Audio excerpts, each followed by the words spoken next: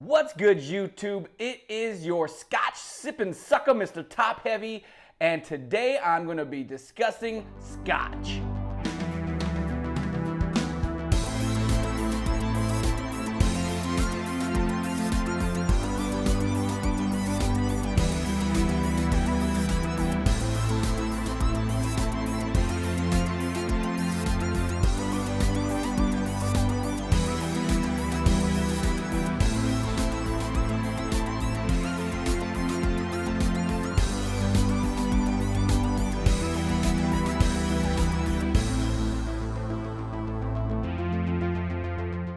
So Scotch whiskey is a whiskey that is made and bottled in Scotland. If it's made in Scotland but then is bottled in the United States, it is technically not Scotch. Has to have both of those things happen in Scotland.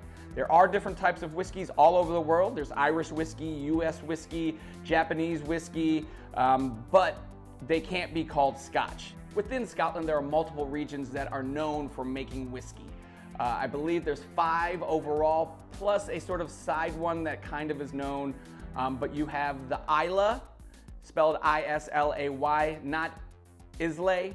You also have the Speyside region, which is not Space Side, it's S-P-E-Y, Speyside. You then have the Highlands, the Lowlands, and then Campbelltown.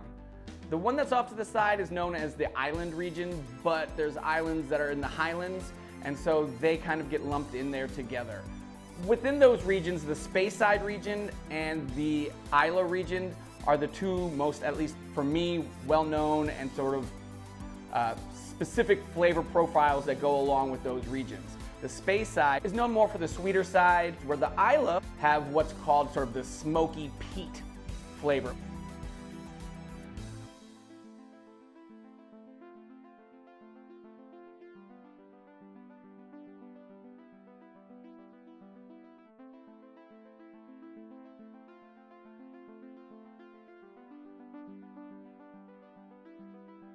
When I'm looking at Scotch and whiskeys in general, you're going to be looking at the 3 P's. That is going to be palate, purpose, and price. So we're talking about the smoky flavor. That's going to be the palate, the way that it tastes, the way that it kind of smells, all of the flavors that you're getting out of it. Most people start out with a very sort of simple palate. They're not used to sort of the complex flavors that go along with it, and then battling the alcohol. I can say for me, the first time I went out, I got a sort of sweeter Scotch, and initially I popped it open and all I could smell was alcohol. All I could taste was alcohol. I was talking about, man, I don't know what they're saying about these flavors and this taste. I smell and I taste alcohol. This is booze. But after a while, after tasting a variety of different types, I realized that there is some complexity and a range of flavors and tastes that go along with it. Also know that the flavors of whiskey, at least for me, constantly evolve. There's so many things that affect it that almost every single time I get a sort of different experience. Keep that in mind, that you may want to try it under different circumstances, and even if you don't like it initially, come back to it with a little water. Let it sit out for a little bit. Add some ice. Eat something beforehand. Don't eat something beforehand. Have some coffee. Don't have coffee. Those are all things that you can do that will adjust the flavor. All right, so after palate, we have purpose. Why are you getting into this? What are you looking to do with this? Why do you want to go purchase something? Are you looking to mix it? Are you looking to have it after work? Are you looking to drink it every day? Are you looking to just have it on occasions?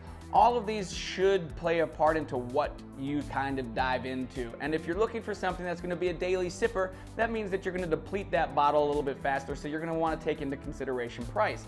If you're looking for mixing, you may not necessarily need a very complex Scotch that's aged and put in and finished in specific types of barrel, because you're going to be cutting it with some other type of drink, and usually something like a vodka or a rum that's flavored will come at a cheaper price. If you're looking to just take something for holidays or special occasions, then you may want to start looking at sort of higher end, higher proof things that you're not going to be messing with too much, so you don't have to worry about getting really, really drunk if you have 4 or 5 glasses of it, if it's something like a 120 proof or something like that. So then we have the last P, which is price. Prices all depend on the person and also where you live. So, you know, 150 bucks might not be too expensive to somebody. That might be unthinkable to another person. So that's all relative. I personally think for like a good Scotch, you're gonna be sitting in the maybe $40 to $80 range. I know that's kind of a wide variety, but you can find good stuff at all spectrums of that. And that's also plus or minus. I mean, of course, you can find bad stuff that costs 150 bucks and you can find great stuff that's 30 bucks. But I kind of find for myself, for my palate, for what I like, stuff in that $40 to $80, $90 range seems like it's really good, high quality, sustainable for the most part. You know, those $80 bottles, maybe I'm drinking a little bit slower than the $40 bottles. So, like I said, different states and different areas have different prices.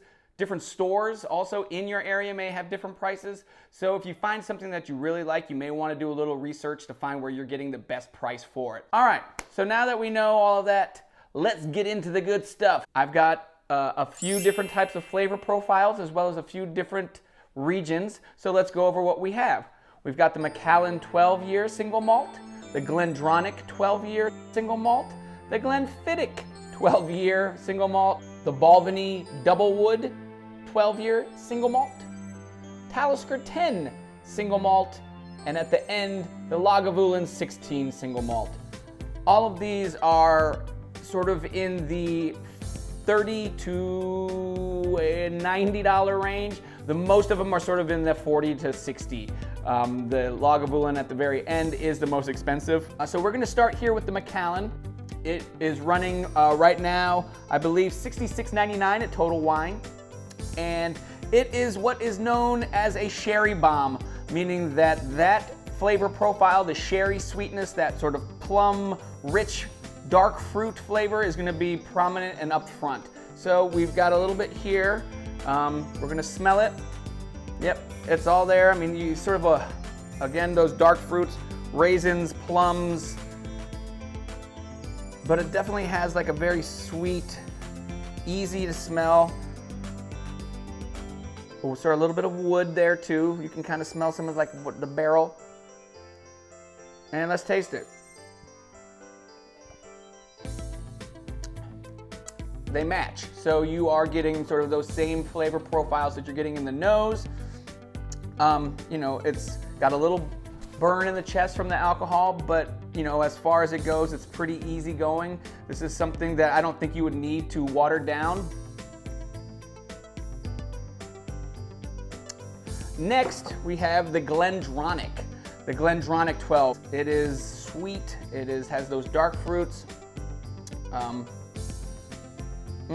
But at the same time, it has a little brightness that you don't catch on the Macallan.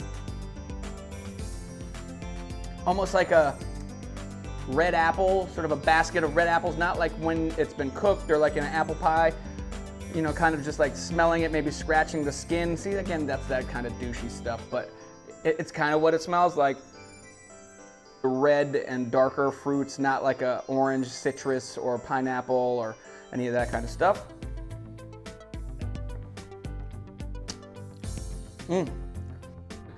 Super easy drinker, goes down.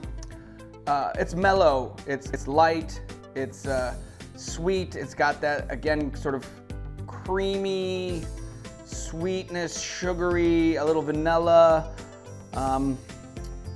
ripe fruit raisins, a little bit of that sort of apple. So definitely a step up from Macallan as far as just sort of the really sort of almost syrupy like sherry finish on that. This one's a little bit less. All right, next we have the Glenfiddich. This one is the closest to sort of the everyday drinker that I have. As you can see, it's pretty low as well. It's definitely reasonably priced, which is nice. So the Glendronach going here is $56.99. So we're looking at $56.99 for the Glendronach at Total Wine, and then the Glenfiddich is coming in at a whopping $31.99. So you know you can pick this up pretty reasonably It's not gonna break your wallet, and it's got just a really lovely flavor. Now this one, I was reading, it does say that it is also sherry finished, but it's definitely not the same sort of feel as these. This one, I kind of feel like it is much more bright, much more light. It's got a little bit of, again, one of those weird things, but I get like a sour apple Jolly Rancher, like the green Jolly Rancher. It's got, you know, definitely sort of a lighter, citrus may be too hard of a word, but sort of a crisp, maybe pear, white grape, those type of sort of flavors, like almost like a Chardonnay, but with a little bit of the butteriness. And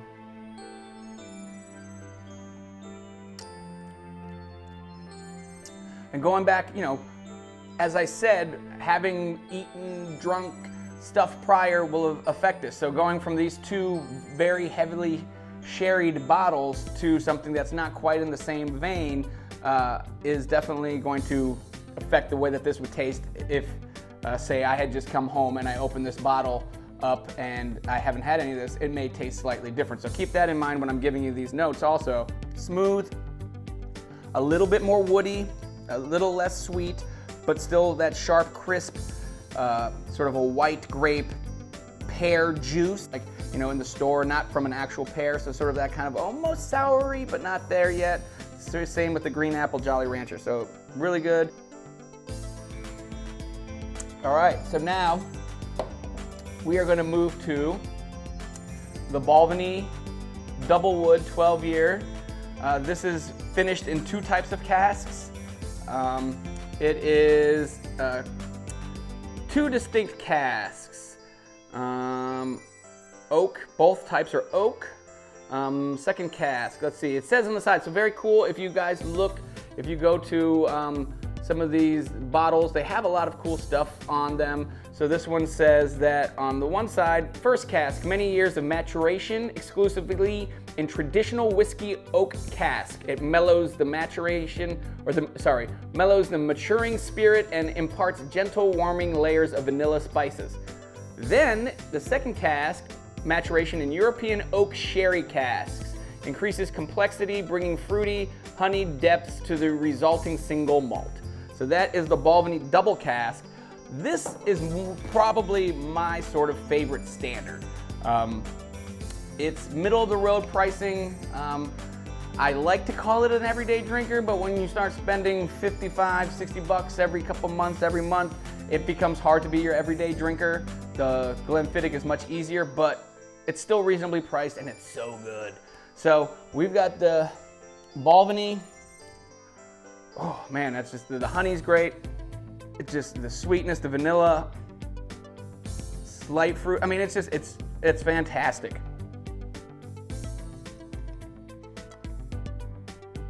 Like a sugary glaze, a glazed donut, the sugar on top, not the donut itself, but like the sugar.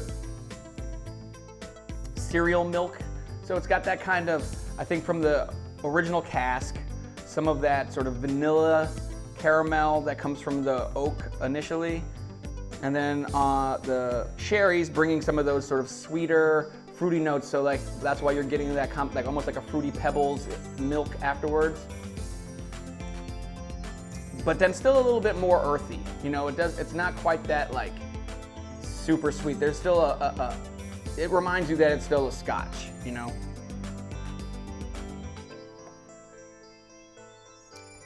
I mean, it's, you know, it's all there. That one is stupendous. I really am a fan.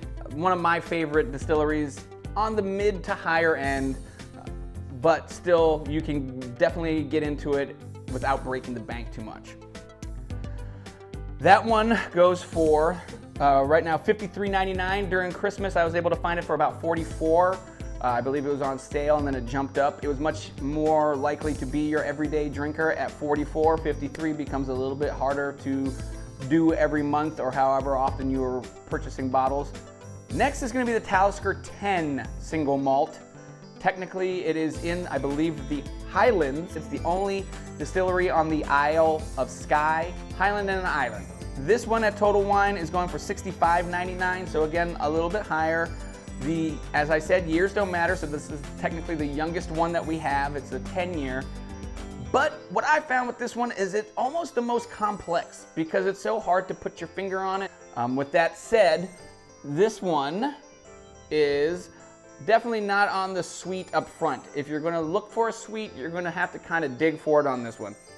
But at the same time, it's there, but this one has more complex flavors. And sometimes complex can come off, especially initially when you're getting into this, as not being very good.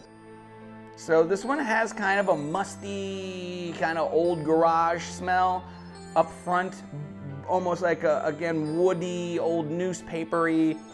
But then at the back of that, there's some sweetness, like a old banana. There's like microwavable meal, like when you open it, it's like a combination of just like peas, like steak and mashed potatoes and like a brownie. You know, like there's just so much going on where it just kind of comes across as this sort of one big hearty. There's also a little bit of sort of brine, which probably maybe from the fact that it's in the islands.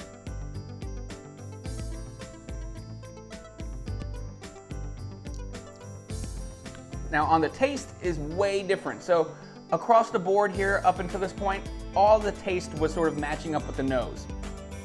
The taste on this one goes a little bit more sweet. There's kind of like a tanniny sort of dryness that comes like almost like with a wine. But then like this, again, the oak, the wood, the sort of a little salty.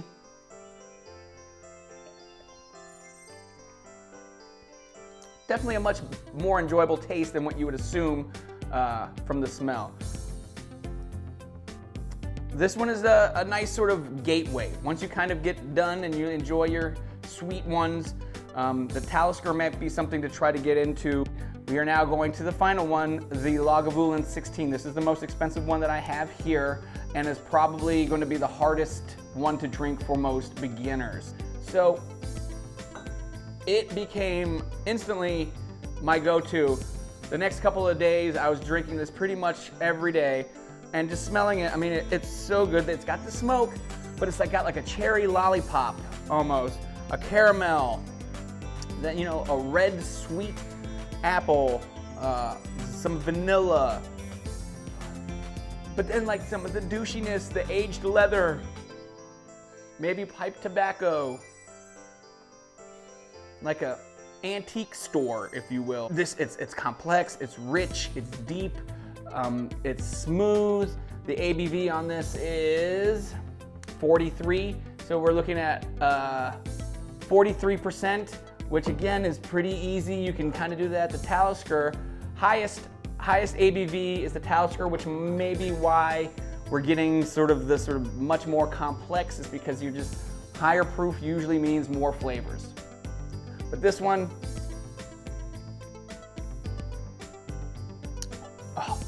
I mean, the wood is there, the sweetness is there, the friendliness on the tongue, a little bit of the burn. Let's cleanse this because we just want to appreciate it. So a little bit more of the coffee grounds. Oh. And then we'll take a little bit of salt, a little water. Palate cleansed.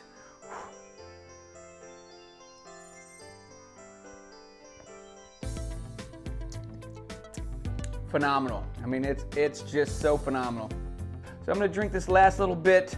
I hope you enjoyed this episode of Heavy Pour with Top Heavy. I will try to do this a little bit more often if I get positive response. I hope you enjoyed the video. Just like this little bit of scotch, Top Heavy out.